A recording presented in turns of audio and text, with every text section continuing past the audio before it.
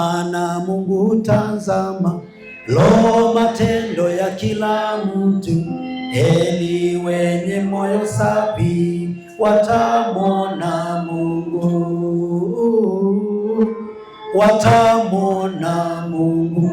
The Bible is telling us, heri wenye moyo safi, maana watamwona Mungu. Umeshajipata umeokoka, akiwa hatred, uko na chuki na mtu na umeokoka, at that time maombi yako huzuiliwa.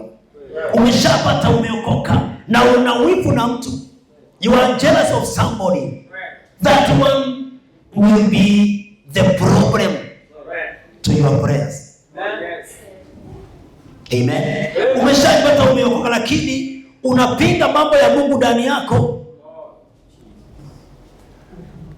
na hapo ndio watu sema ni kama nimefungwa, ni kama shetani ameniendea.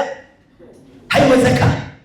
Mungu akiangalia roho yako kama ni safi, hataanza kuwa company with you, ataanza kukaa vikao vyako, maana anasikia.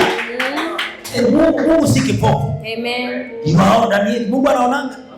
Akiangalia moyo Danieli aone ya kwamba amefungua moyo, hatakuwa your companion. Amen. Atakaanga vikao vyako. Ukienda kuongea, Yesu anakujoin. Yes. Kwa maana anaangalia moyo wako.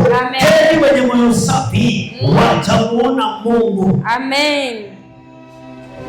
Amen. Amen. Ondoeni vizuizi. Yes. Jaribu ung'ang'ane na moyo wako, uambie penda usipende, yes, lazima upendeze Mungu. Penda usipende, lazima niishi kwa jinsi naweza kumwona Mungu. Hallelujah.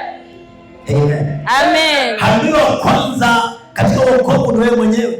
Kweli. Amen. Amen. Zamani wana wa Israeli walikaa bila Mungu wa ukweli kwa siku nyingi. Amen.